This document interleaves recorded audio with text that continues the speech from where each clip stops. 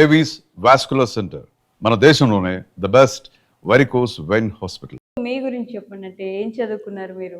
నేను ఎంబీఏ చేశాను, బీటెక్ చేసి ఎంబీఏ చేశాను. బీటెక్ చేసి ఎంబీఏ చేశారా? యాక్చువల్గా బీటెక్ చేసి 2 years జాబ్ చేశాను. మధ్యలో నేను బీటెక్ ట్రిపుల్ చేశాను విజ్ఞాన్ కాలేజ్లో. అది అయిపోయిన తర్వాత నిజం చెప్పాలంటే నో ప్రాపర్ గైడెన్స్, అప్పుడు తెలియదు ఏం చేయాలి అని. కజిన్ ఒకరు నార్మల్గా ఐఐ నాన్ ఐటీ దాంట్లో వర్క్ చేస్తుంటే నేను కూడా ర్యాండమ్ గా ట్రై చేశాను, సెలెక్ట్ అయ్యాను, వర్క్ చేశాను. బట్ 2 years అందులో చేసిన తర్వాత 2 years ఇంకా ఎక్కువే 4-5 years అందులో చేసిన తర్వాత జాబ్ స్విచ్ అయ్యాను కూడా మధ్యలో. బట్ సడన్ గా అనిపించింది అనమాట, నేను ఎందుకు దీంతోనే ఆడుకోవాలి అని చెప్పి. సో అప్పుడు ఎంబీఏ జాయిన్ అయ్యాను. ఎంబీఏ హెచ్ఆర్ అండ్ ఫినాన్స్ చేసి దానికి రిలేటెడ్ లోనే వెళ్దాం అనుకున్నాను కానీ బట్ ప్రీవియస్ గా నాన్ ఐటీ చేశాను కాబట్టి చాలా వరకు నాన్ ఐటీలోనే కంటిన్యూ అయ్యారు. ఇప్పుడు అవన్నీ వదిలేసి శారీ ప్లీటింగ్ బిజినెస్, శారీ గురించి క్లాసెస్ తీసుకుంటున్నారు. ఇప్పుడు ఎలా ఈ చేంజ్ ఓవర్ ఎందుకని? టు బి ఫ్రాంక్ వదిలేదు, దేని ప్రయారిటీ దానికి ఇస్తూ వచ్చాను. Balance is all about that. అంటే మీరు ఒక దాని మీదే ఈ రోజుల్లో మీకు ఏది ఇష్టమో అదే చేయండి అని అందరూ అంటారు కానీ బట్ ఒకే దాని మీద ఐ డోంట్ థింక్ మనం సర్వైవ్ అవ్వగలము అని ఇప్పుడున్న సిచ్యువేషన్స్ లో I don't think that is right. So అలా అని ఒక 4-5 పెట్టుకొని దేనికి ప్రయారిటైజ్ చేయకుండా ఉండే సిచ్యువేషన్ కూడా కాదు. బట్ నేను బ్యాలెన్స్ చేయడం అనేది ఫస్ట్ నుంచి నేర్చుకున్నాను. ఈ శారీ ప్రీప్లీటింగ్ ఎలా అంటే నాకు ఫస్ట్ నుంచి నేను 7th 8th క్లాస్ లో ఉన్నప్పటి నుంచి చీరలు అంటే మహా ఇష్టం. అబ్బో, అప్పటి నుంచి కట్టుకునే వాళ్ళు? అప్పుడు కూడా కట్టుకునేదాన్ని. ఈవెన్ నేను 10th ఇంటర్మీడియట్ లో కూడా ఇంట్లో ఫంక్షన్స్ కి, ఇంట్లో అయ్యే పెళ్లికి అన్నిటికీ చీరలే. మా పిన్ని చీరలు, మా అక్క చీరలు, ఇలా దొరికిన చీరలు అన్ని కట్టుకునేదాన్ని. అంతలా ఇష్టం అనమాట. ఆ చీర కట్టుకోవడం ఎంత ఇదో ఆ కట్టడం కూడా అంత ఇదిగా ఉండేదన్నమాట. మా పిన్ని లైక్ తను అప్పట్లోని ఇప్పటికీ మేకప్ ఆర్టిస్తాను, తను కడుతూ ఉండేదన్నమాట మా కజిన్స్ కి వాళ్ళకి. కడుతూ చూసి నాకు ఆ ఇంట్రెస్ట్ బాగా ఇదయ్యి ఆ తర్వాత తను లేని టైంలో నేను కట్టడం స్టార్ట్ చేశాను వాళ్ళకి. అప్పట్లోనే 3-4 కజిన్స్ కి సారీస్ కట్టేసి నేను కట్టుకునేదాన్ని ఫంక్షన్స్ కి. ఈవెన్ ఇన్ 10th ఇంటర్మీడియట్ ఆ టైంలో అప్పటి నుంచి ఉన్న ఇంట్రెస్ట్ ఇది యాక్చువల్ గా. బట్ అప్పుడు ఈ ప్రీ ప్లీటింగ్ ఇవన్నీ అంత ట్రెండ్ లో లేవు. ఇవన్నీ ఈ లాస్ట్ 2-3 years. సో నేను హైదరాబాద్ షిఫ్ట్ అయిన తర్వాత జాబ్ కి అక్కడ సారీస్ డ్రేప్ చేయడానికి వెళ్ళేదాన్ని. అక్కడ ఏవైనా చిన్న ఈవెంట్స్ కి, ఎంఎన్సీ లో వర్క్ చేస్తున్నామంటే చాలా మంది తెలిసిన ఉంటారు, ఈవెంట్స్ ఉంటాయి. సో వాళ్ళు ఎప్పుడైనా పిలిస్తే అలా వెళ్ళేదాన్ని. ప్రీ ప్లీటింగ్ మాత్రం నేను స్టార్ట్ చేసి 1.5 year అవుతుంది అంతే. ఆ 1.5 year క్రితం ఎప్పుడైతే ఇది ట్రెండ్ అవుతుందో ఆ డ్రేపింగ్ మీద సారీస్ మీద ఉన్న ఇంట్రెస్ట్ తోనే నేర్చుకున్నాను. ఫస్ట్ అంతా యూట్యూబ్ లోని సొంతగా ఏవో చేశాను కానీ తర్వాత మాత్రం ప్రొఫెషనల్ గా నేర్చుకున్నాను. ఇంకా అప్పటి నుంచి నేర్చుకున్న తర్వాత ఎందుకు ఇంకా అది చేయగలిగినప్పుడు బిజినెస్ అనే కాదు. అప్పుడు నేను అనుకోలేదు బిజినెస్ అవుతుంది, ఇంత పెద్ద అవుతుంది, ఇంత అవుతుంది అని. ర్యాండమ్ గా స్టార్ట్ చేశాను. But it turned out well. Really well actually. Okay. So Prem గారు ఏం చేస్తారు అని కామెంట్స్ లో తెగ క్వశ్చన్ అడుగుతూ ఉంటారు కదా, ఏం చేస్తారు మీ వారు చెప్పండి అని చెప్పేసి. ఈరోజు నేను అదే కదా ఇందాక చెప్పాను, ఒక్క దాంట్లోనే ఉండము. అది కూడా అంతే, ఒకటే చేయను. ఈ మ్యారేజ్ మాకు ట్రావెల్స్ ఉంది. మీరు చెప్పారా? ఓకే, ట్రావెల్స్ ఉంది, హీ మేనేజెస్ దట్. తర్వాత సీసీటీవీ కెమెరాస్ ఇన్స్టాలేషన్స్, ఆ వర్క్స్ అన్ని తన ఫ్రీలాన్సర్. ఓకే. అసలు యాక్చువల్ గా పెళ్లి టైంకి తను చేస్తున్న జాబ్ అయితే అది ఫ్రీలాన్సర్. సీసీటీవీ కెమెరాస్ అవన్నీ ఇన్స్టాలేషన్ వర్క్స్ అవన్నీ చేసేవారు. అండ్ ఎడిటింగ్స్, విపరీతంగా ఎడిటింగ్స్ చేస్తారు, విపరీతంగా చేస్తారు. మీ వీడియోస్ అన్ని ఎడిటింగ్ అవన్నీ చేస్తారు. సో ఇవన్నీ కాకుండా నేను వచ్చిన తర్వాత ఈ మొత్తం ఛానల్ హ్యాండ్లింగ్ మొత్తం పిఆర్టీం చేయాల్సిందంతా భుజాల మీద వేసుకున్నారు. ఆన్ కెమెరా మాత్రమే నేను కనిపిస్తాను. ఆఫ్ కెమెరాలో చేసే ప్రతిదీ, బ్రాండ్స్ తో మాట్లాడడం కానీ, నాకు సంబంధించిన డేట్స్ కానీ అన్ని. ఇంకా కొన్నిసార్లు అయితే even sari pre pleating, draping, bookings కూడా ఆయన హ్యాండిల్ చేస్తుంటారు స్కెడ్యూల్ ని బట్టి, నేను లేకపోతే. సో ఆన్ కెమెరా నేను ఎంత కనిపిస్తాను, ఆఫ్ కెమెరాలో మొత్తం అన్నమాట ఇంకా చేయాల్సిన అన్ని తనే చేస్తారు. సో ఇది ఒక్కడే చేస్తున్నారని తన కోసం చెప్పడానికి లేదు, మొత్తం అన్ని టైం బట్టి అన్ని చేసుకుంటూ వెళ్తారు. బట్ ప్రేమ్ గారు, మీ వైఫ్ ఒకటి కాదు ఇన్ని చేస్తున్నారు, ఇన్ని రంగాల్లో ఉన్నారు, అండ్ యూట్యూబ్ లో చాలా ఫేమస్, ట్రెండింగ్ లో ఉంటారు. ఎలా అనిపిస్తుంది? She manage everything so well కదా, ఎలా అనిపిస్తుంది ఆ విషయం? హ్యాపీగా అనిపిస్తుంది అండి. ఇంట్లో లేడీస్ మనం హెల్ప్ చేయకపోతే వాళ్ళు మనం సపోర్ట్ చేయకపోతే ఇంకా చేస్తారు. అవును. చిన్నప్పుడు అంతా డాడీ అండర్లో ఉంటారు, పెళ్ళి అయిన తర్వాత మొగుడు అండర్లో ఉంటారు. ఎవడో పుట్టిన తర్వాత వాళ్ళ అండర్లో వీళ్ళ వెళ్ళిపోతారు. ఇంకా వాళ్ళకంటూ లైఫ్ ఏది?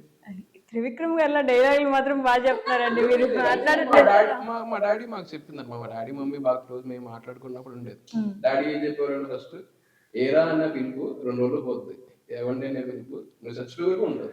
అది ఎవడైనా నెక్స్ట్ నువ్వు ఇచ్చావంటే అటువంటి కూడా అలాగే ఉండదు. నేను నిన్ను ఏమంటే పిలిచిన నువ్వే పిలిచావు అనుకో, బాగోదు. నేను ఒప్పుకోను. ఎవరో అంటారు ఎక్స్పెక్ట్ చేయడం తప్పే ఉంది, చెయ్యి. నువ్వు ఎవరు నన్ను పిలిచేయడానికి ఏదా అని నువ్వేమంటే అంటే నేను మా డాడీ మా మమ్మీ అలాగే. ఒక స్టేజ్ వరకు అమ్మాయి డాడీ దగ్గర ఉంటది, తర్వాత హస్బెండ్ అంటారు, తర్వాత పిల్లలు అంటారు. వాళ్ళ లైఫ్ మిస్ అయిపోయింది కదా. ఎగ్జాక్ట్లీ, ఇది అమ్మాయిలందరికీ ఉండే. పిల్లలు పుట్టిన తర్వాత అది నెక్స్ట్ పార్ట్, అప్పుడు అమ్మ అనే క్యారెక్టర్ లోకి వెళ్ళిపోతుంది. తర్వాత నువ్వు చేయమన్నా అది చేయరు. వాళ్ళ హోప్స్ అన్ని పోతే వాళ్ళ అన్ని అప్పుడు టర్న్ అవుట్ అయిపోతుంది. వాళ్ళకున్న ఈ టైం ఏదో కొద్దిగా ఫ్రీగా వదిలేయచ్చు కదా.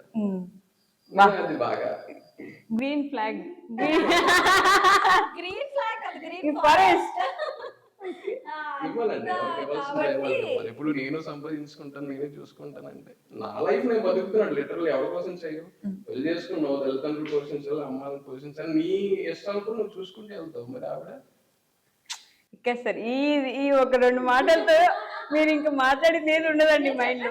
అందుకే వర్డ్స్ లో నేను అసలు అడగను. ఆ ఇవ్వాల్సిన బ్యాక్ డ్రాప్ లో ఉండే ఆ సపోర్ట్ గానీ ఏది అక్కర్లేదు, వద్దు అనే మాట నేను ఇప్పటి వరకు వినలేదు పెళ్ళైన దగ్గర నుంచి.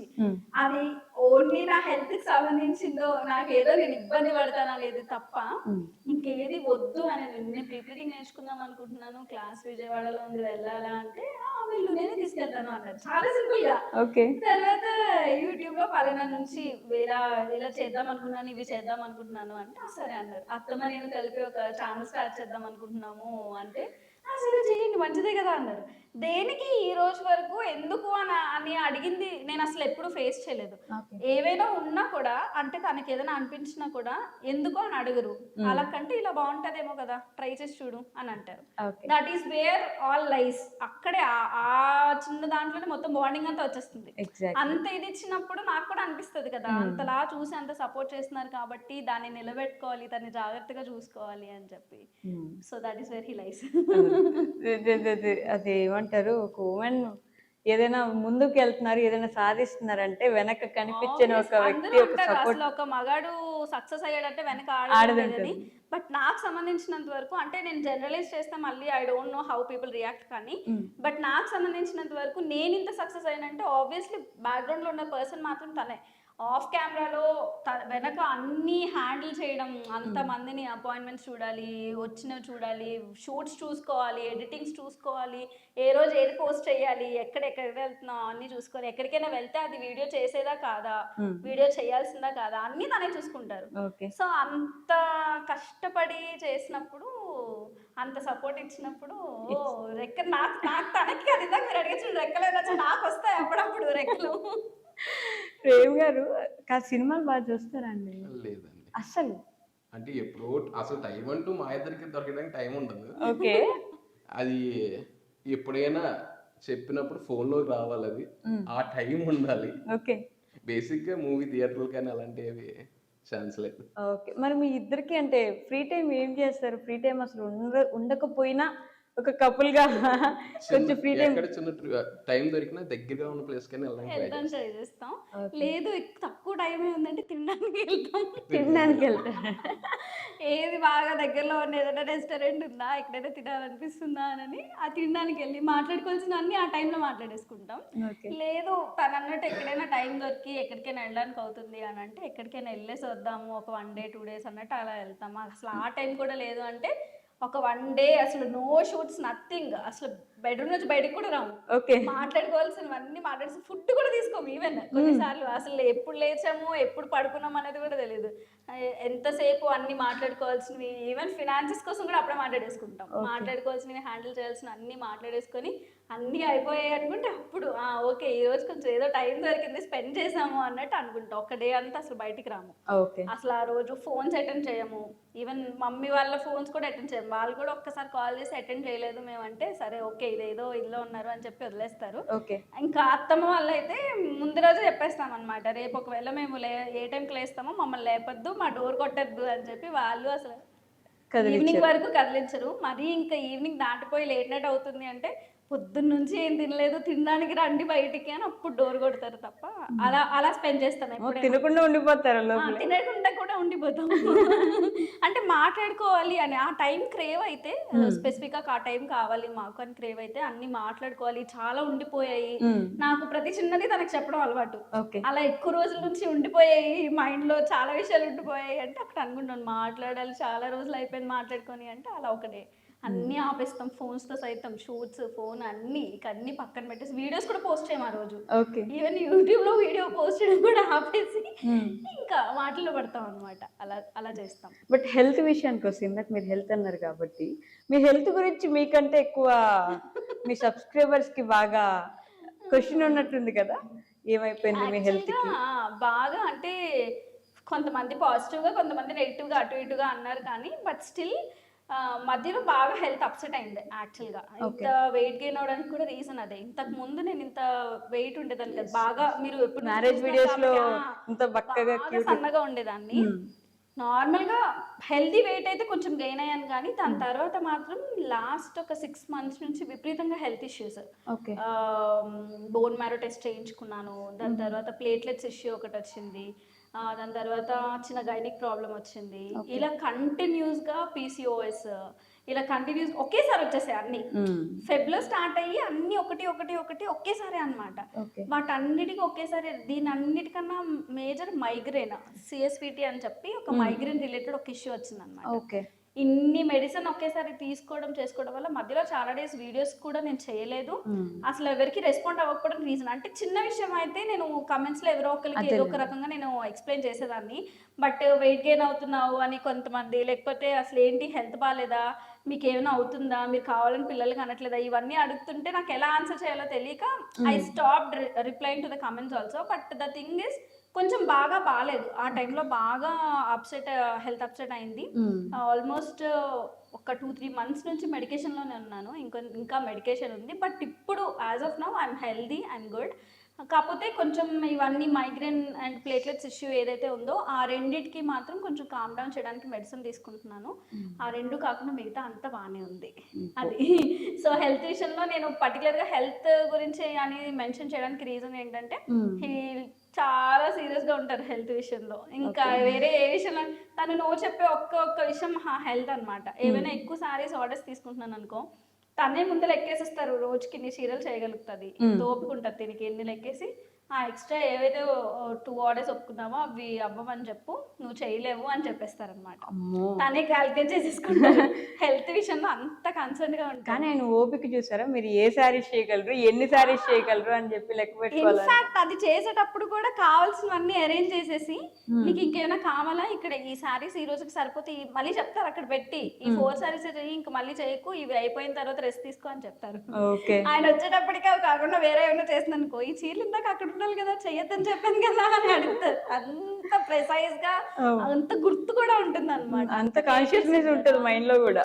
చాలా కేర్ తీసుకుంటారు. అంత ఇది ఉండడం వల్ల అదొక్కటే ఆయన నో చెప్పేది, వద్దు తీసుకోకు, మేనేజ్ చేయలేవు, నువ్వు అన్ని మేనేజ్ చేయాలి అని. హెల్త్ ఉంటేనే కదా, అది లేకుండా బెడ్ మీద పడ్డారంటే ఏమీ చేయలేరు. అదే డైలాగ్ అంటారు, మొన్నంతా బాగాలేదు ఏం చేసావు, అప్పుడు సచ్చినట్టు హెల్త్ తీసుకున్నావు, అప్పుడు రెస్ట్ తీసుకున్నావు కదా, ఇప్పుడు అంతే రెస్ట్ తీసుకో అని అంటారు.